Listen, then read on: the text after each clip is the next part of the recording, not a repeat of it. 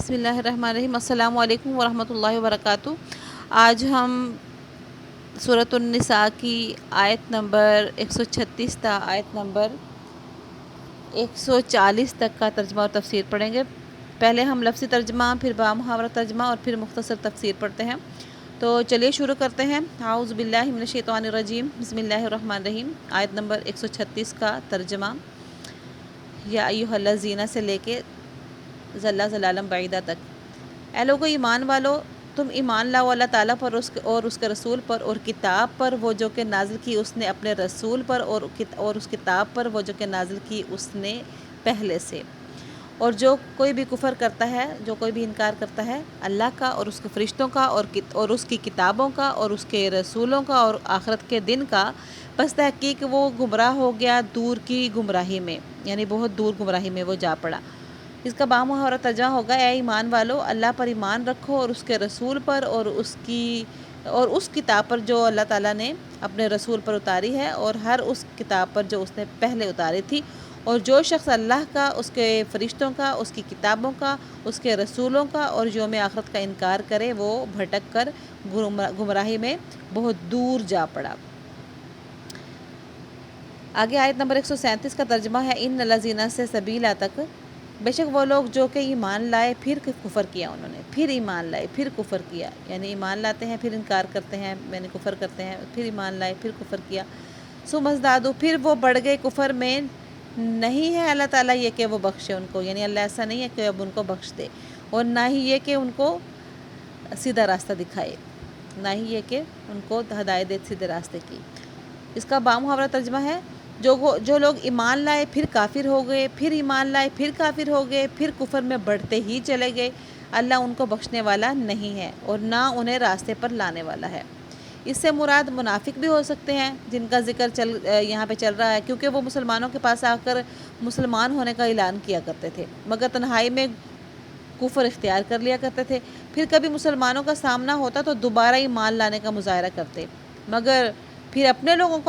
کو یعنی یقین دلانا ہوتا تو ان کو یقین دلاتے پھرتے تھے کہ ہم تو کافر ہیں،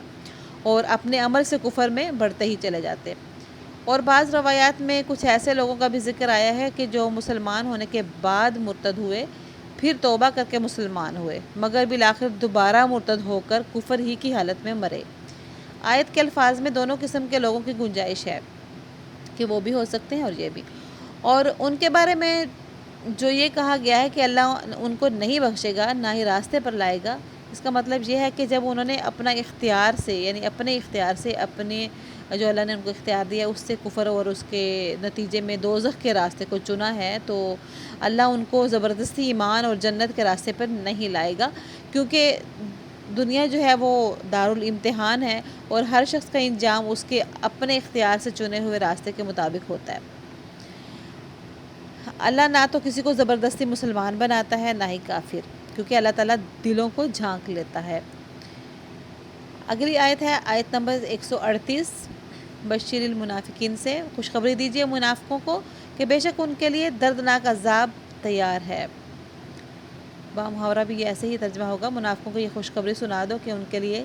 ایک دکھ دینے والا عذاب تیار ہے۔ آیت نمبر 139 کا ترجمہ ہے، الذین سے جمیعہ تک۔ وہ لوگ جو کہ پکڑتے ہیں کافروں کو دوست ایمان والوں کے علاوہ، کیا وہ تلاش کرتے ہیں ان کے پاس عزت؟ بس بے شک عزت تو اللہ کے لیے ہے ساری کی ساری۔ بامحاورہ ترجمہ بھی اس کا ایسے ہی کچھ ہوگا کہ وہ منافق جو مسلمانوں کے بجائے کافروں کو دوست بناتے ہیں، کیا وہ ان کے پاس عزت تلاش کر رہے ہیں؟ حالانکہ عزت تو ساری کی ساری اللہ ہی کی ہے۔ آگے ہمارے پاس آیت جو ہے آج کے دن کی لاسٹ آیت نمبر 140، اس کا ہم ترجمہ اور تفسیر پڑھیں گے۔ اور تحقیق نازل کیا اس نے اوپر تمہارے کتاب میں، یعنی اللہ تعالیٰ نے تمہارے لیے کتاب میں یہ بات نازل کی ہے، یہ کہ جب تم سنو اللہ کی آیت، کیا سنو کہ اللہ کی آیتوں کا یکفر بہا، ان کا انکار کیا جا رہا ہو اور مذاق اڑایا جا رہا ہو ان کا، بس نہ تم بیٹھو ان کے ساتھ یہاں تک کہ وہ مشغول ہو جائیں بیچ کسی بات کے جو اس کے علاوہ ہو، یعنی اس کے علاوہ بات میں مشغول ہو جائیں۔ بے شک تم اس وقت مثل انہی کی ہوگے،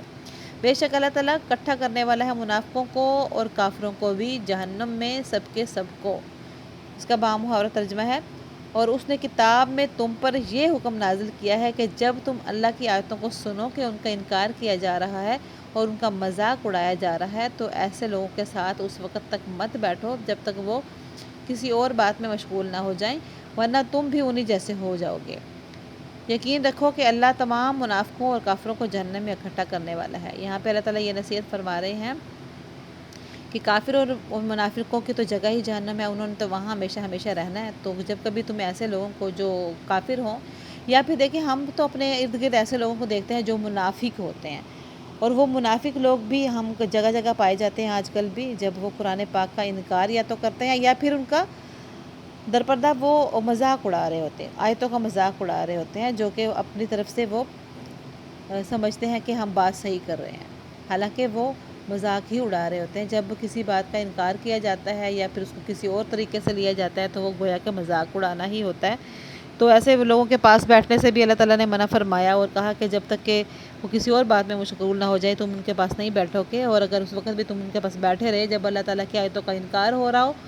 یا پھر مذاق اڑایا جا رہا ہو، تو اگر تم پھر بھی ان کے پاس بیٹھے رہے تو بے شک تم نے ان کو ایک جملہ بھی نہ کہا، لیکن ان کی باتیں اگر سنی، انہی کی مجلس میں بیٹھے رہے، تو گویا کہ تم بھی انہی کے جیسے ہوگے۔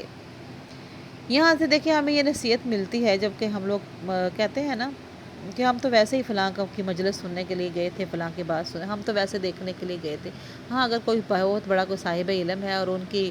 کارستائیاں دیکھنا چاہتا ہے، ان کے کفر دیکھنا چاہتا ہے، ان کی منافقت دیکھنا چاہتا ہے تو وہ اور بات ہے، لیکن